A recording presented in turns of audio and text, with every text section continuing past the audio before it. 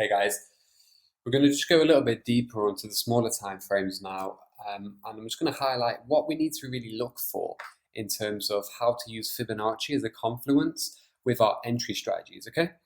So we've got gold here in front of us on the daily, and I've just found this. I just want to recap from the last video. So gold, we have the most recent high and low here. So this could be an A, B, C, D, and this could be an A, B. So A, taking it from where the support level is up to the top to line up with our daily resistance.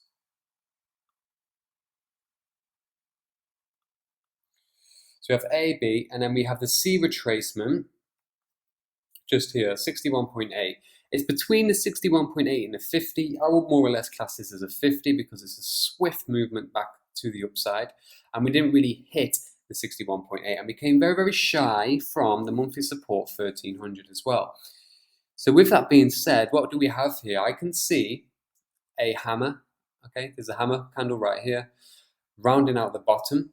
As you can see, we also have the daily area of resistance, which could have been support around the time of where this price action was trading. And we're back above that level now. So with Fibs, assisting us with Fibonacci confluences for entry, one could be the simple counter trend line.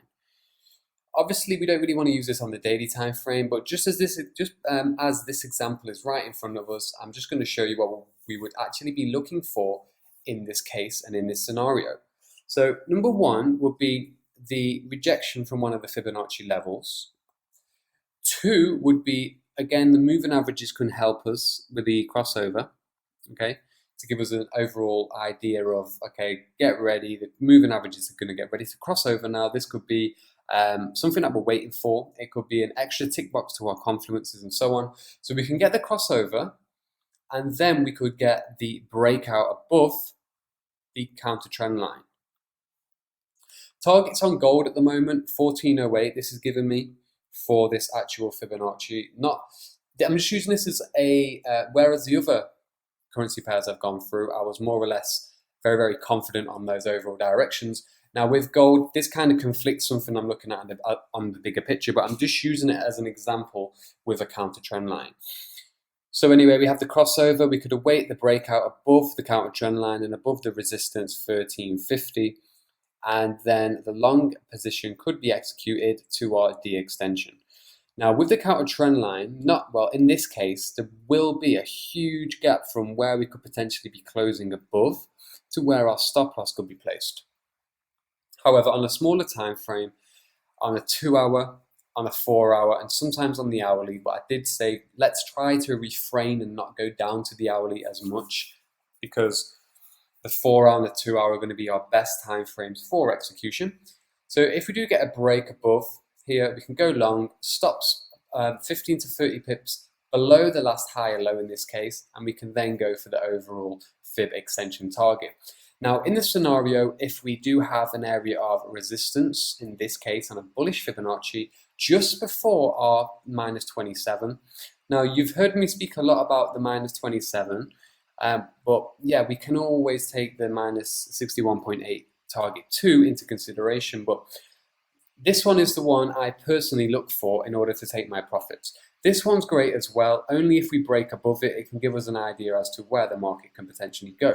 So let's say we got our monthly resistance 1400. If we break above that, we know already there's 75% chance we may be headed to 1450, our weekly area of resistance. Now, with all of that being said, that's just one confluence for an entry strategy. That's the counter trend line break using the ABCD in the overall direction of the trend. Let's see how this looks on the smaller time frame. So that's the daily, remember. If we go down to the 4 hour now, I'm just going to copy and paste the fib exactly onto the 4 hour time frame.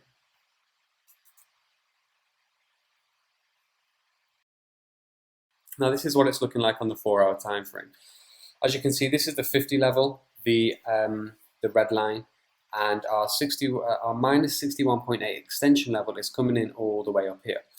Now the daily counter trend line was just across here, and as you can see, if we really waited for the daily to come through and break above that, yes, it will be a higher time frame confluence.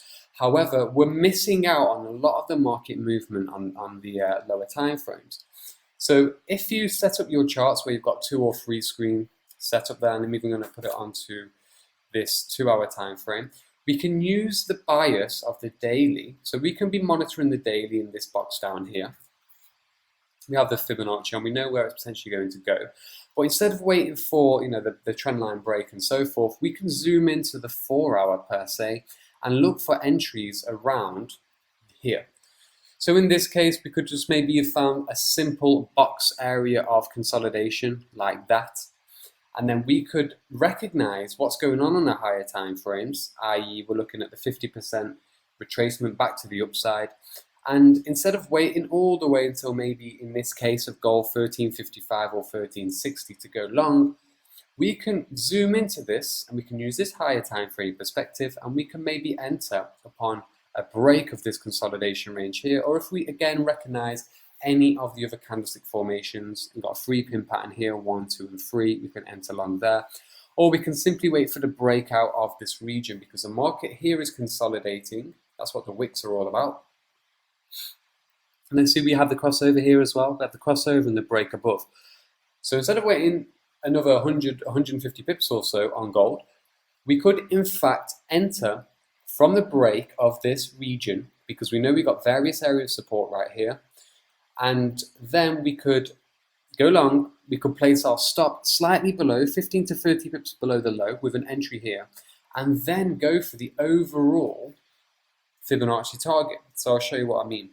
So if we go long at the end of this candle here, this green one, the breakout candle, stop loss 15 to 30 pips below there, and then our take profit is going to go more or less up here. So if I just copy and paste that onto the daily, that's what it looks like. So that's a great risk reward of nearly a 1 to 3. So I've used the Fibonacci on the daily. I've said we could wait for that trend line to break. However, if we bring the data down from the high time frames to maybe the 4-hour or the 2-hour, we can get a better entry with a greater risk reward. Now, we could have waited until this came through, and the confluences probably would have been stronger in that case. However, the risk reward wouldn't have been as strong. We're probably looking at a 1 to 1, 1 to 1.5 at a push. So sometimes if the confluences don't line up, the risk reward may be better in some instances. So, and that comes down to your personality and character as a trader. Okay, so that's one example of how we can use that. Right, number 2, we have the GBP USD over here. So fib retracement, we're going from significant low up to the significant high, which is just here. We have a 50% retracement, 1, 2, 3. This is also a 3-pin pattern, guys. So you could have easily entered, okay, after this daily candle. So your entry would be upon the daily close. Your stop would go 15 to 30 pips above the middle wicks, below the middle wick, sorry, in this case, which would be down here somewhere. And then your risk reward, you would line up your risk reward. So if we went long,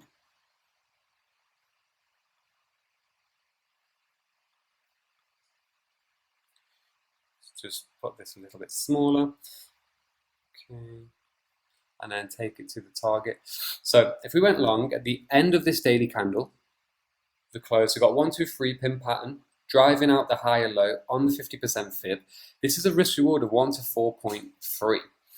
We have our target, number 2, we have our target 1, which you could take profit at first or take the trade out completely, and that would give you a 1 to 2.6 risk reward ratio. As you can see, we broke above that now, so we are now headed on the GBP USD to the second target, which is the minus 61.8, just below monthly resistance 1.3500.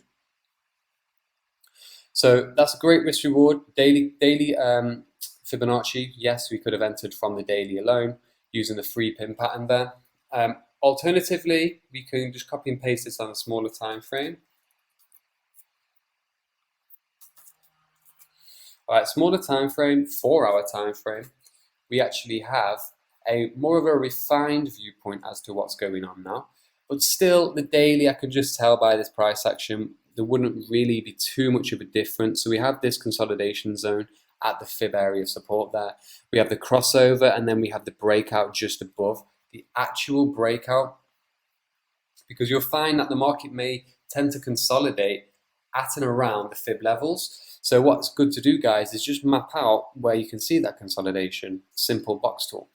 We have the breakout above there, we have the crossover. So again, we could have entered around here. So as you can see with our risk reward tool, it's not too much different than the daily.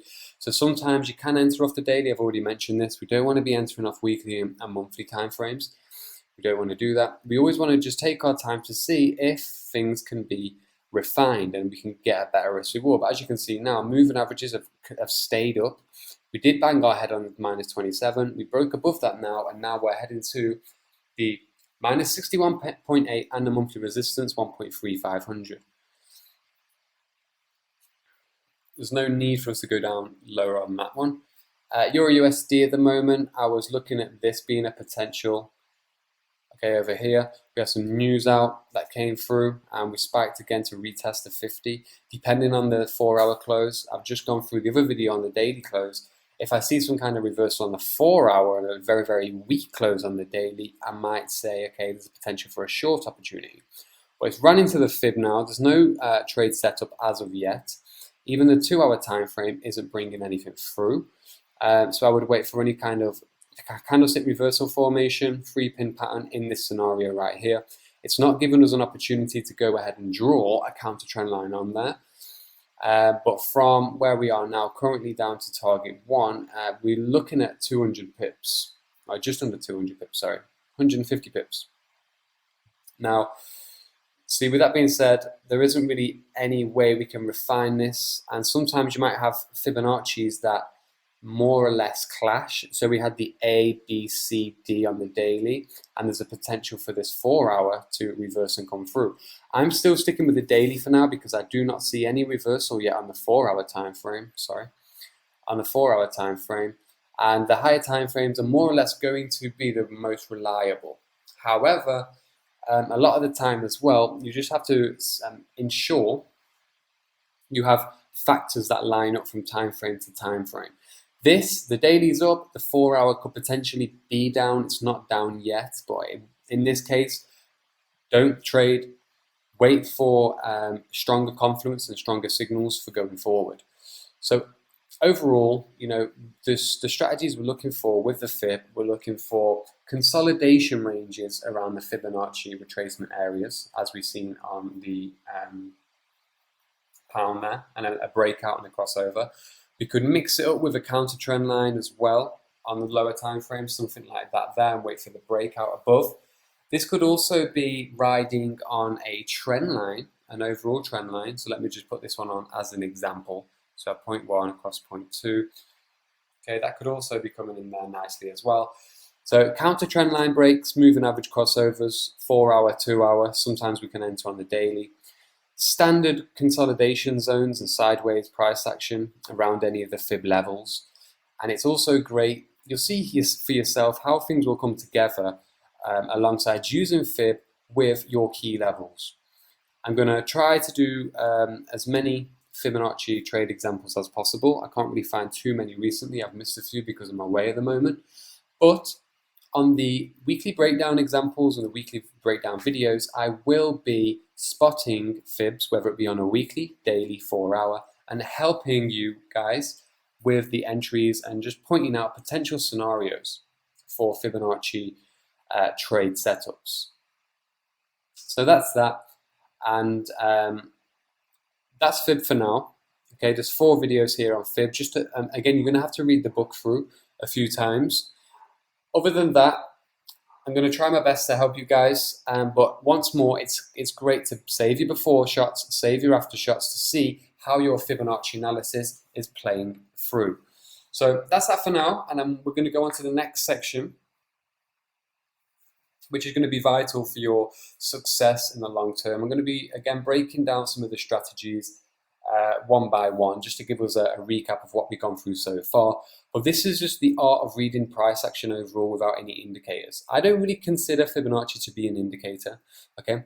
But one thing I'd like to just end on is 61.8% is our favored level, okay, our favored level. And if we're trading on the 61.8, sometimes we can place our stop loss 15 pips below the 78.6. Make sure you use a risk reward tool. Again, it's great to write things down. It's great to save your daily charts, weekly charts, and then come down into lower time frames. Just take your time. Don't get too confused. Don't start drawing too many fibs. But by now, hopefully, whatever level you guys are at, from joining the Astro Effects course and going through all of the videos in the book, you have a better understanding of reading price action from top to bottom and finding the overall direction of the trend, which will help you to then go ahead and place Fibonacci. Okay, so look out for the next videos, look out for my weekly breakdowns, keep practicing Fibonacci, and you'll see for yourself how magical this tool actually is if you use it properly. So ABCDs, that is all we need going forward.